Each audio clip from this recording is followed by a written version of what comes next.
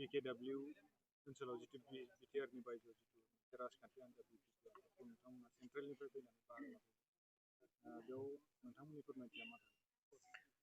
खुलुमनाय थाबाय news channel बिथांमोननिसिम।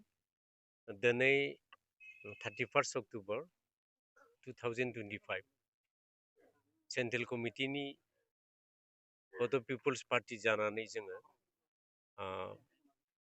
20 जन टीम फैनानै सनितपुर जिल्ला बड' पिपल्स पार्टी बे पलिटिकेल पार्टीखौ दानो थाखाय जों फैदोंमोन आरो दिनै राङापारा बे रेलवे स्टेशन खाथिनि बाथौ थानसालि कमप्लेक्सआव सनितपुर जिल्ला बड' पिपल्स पार्टीखौ मोनथाम विंसाव जोङो दाफुंनाय जाहैबाय।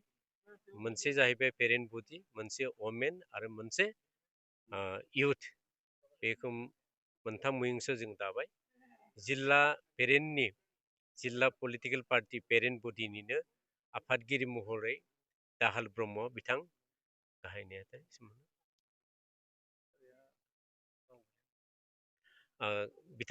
बिथांनि दैदेननायाव जोङो पेरेन्ट बडि पलिटिकेल पार्टीखौ जोङो दादों। बेनि उनाव वमेन विंसनि लक्ष्मी बसुमतारी बिथांनि दैदेननायाव जोङो दादों आरो इउथ विंनि मा होनोमोन आफादगिरि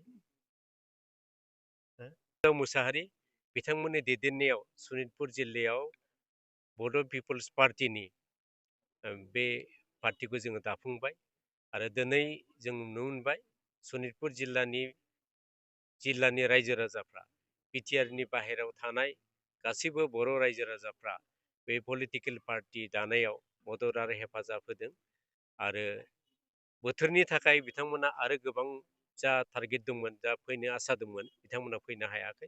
अखानि थाखाय फैनो हायाखै, लामा गोजान उसुबिदानि थाखाय फैनो हायाखै। अब्लाबो जों नुनो मोनदों सनितपुर जिल्लायाव बड' पिपल्स पार्टी बिटिसिनि बायजोआव जोङो जा बर' कसारि वेलफेयार अट'नमास काउन्सिलनि बिसायख'थिखौ नोजोर होनानै बिथा लाखिनानै जोङो पलिटिकेल पार्टी दादों।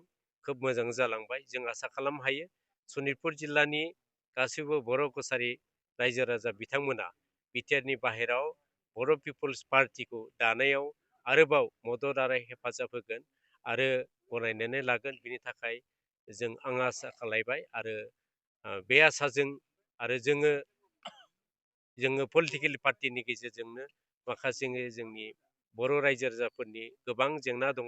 बर' कसारि वेलफेयार अट'नमास काउन्सिलाव जेंना जेथो दङ।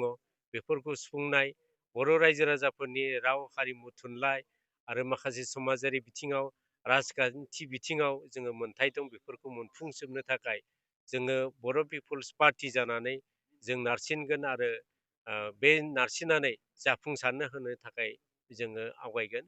बे बेलायाव बिथांमोना मदद आरो हेफाजाब होदों आरो बे थांखि आरो बिथांखिखौ लानानै जों आवगायनायनि थाखाय आरो हेफाजाब होनो थाखाय सनितपुर जिल्ला गासैबो रायजो राजा, आइ आफा, इन्टेलेक्सुवेल महरनि बिथांमोनखौ आं गुरैयै खावलायनाय थाबाय।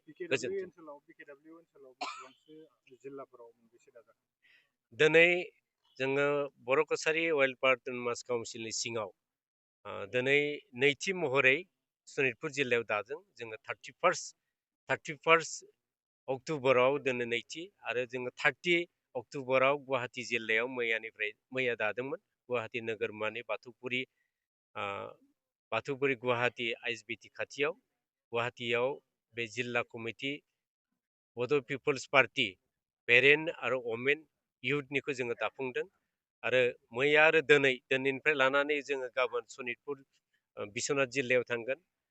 1 तारिखआव बिश्वनाथ जिल्ला, 2 तारिखआव लखिमपुर जिल्ला, 3 तारिखआव जोङो धेमाजि जिल्ला, 4 तारिखआव जोङो तिनसुकिया जिल्ला, 5 तारिखआव डिब्रुगड़ जिल्ला, 6 तारिखआव चराइदेउ, बेनिफ्राय लोगोसे बिनि उनाव 7 तारिखआव गलाघाट, 8 तारिखआव नगाव, बेनिफ्राय हजाइ 9 तारिखआव, बेनिफ्राय 10 तारिखआव मरिगाव, नर्थ कामरुप जोङो दागोन 11 तारिख, 12 तारिखआव साउथ कामरुप दागोन, नलबारि, बरपेटा, बिदिनो कन्टिनिउ जोङो आप टु करिमगन्ज हाइलाकान्दिसिम 24 जोङो नभेम्बरसिम जोङो जिल्ला कमिटि दानो थाखाय जोङो सिडुल प्रग्राम खालामबाय आरो जोङो दिनै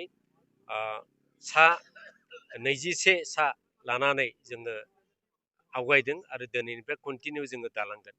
2026आव बिधान सभा बिसायख'थि बेवहाय नोंथांमोना बाहागो लागोन आरो साबेसे केन्डिडेट होगोन बायदि?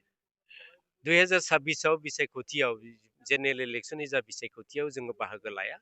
जोंहा गिबि थांखियानो जाहैबाय बर' कसारि वेलफेयार अट'नमास काउन्सिलाव जा बिसायख'थि जागोन, बे बिसायख'थि जेला जागोन बे काउन्सिलाव जोङो बाहागो लानो थाखाय थाम थिम खालामनो थाखाय जोङो बर' पिपल्स पार्टिया जों आवगायगोन।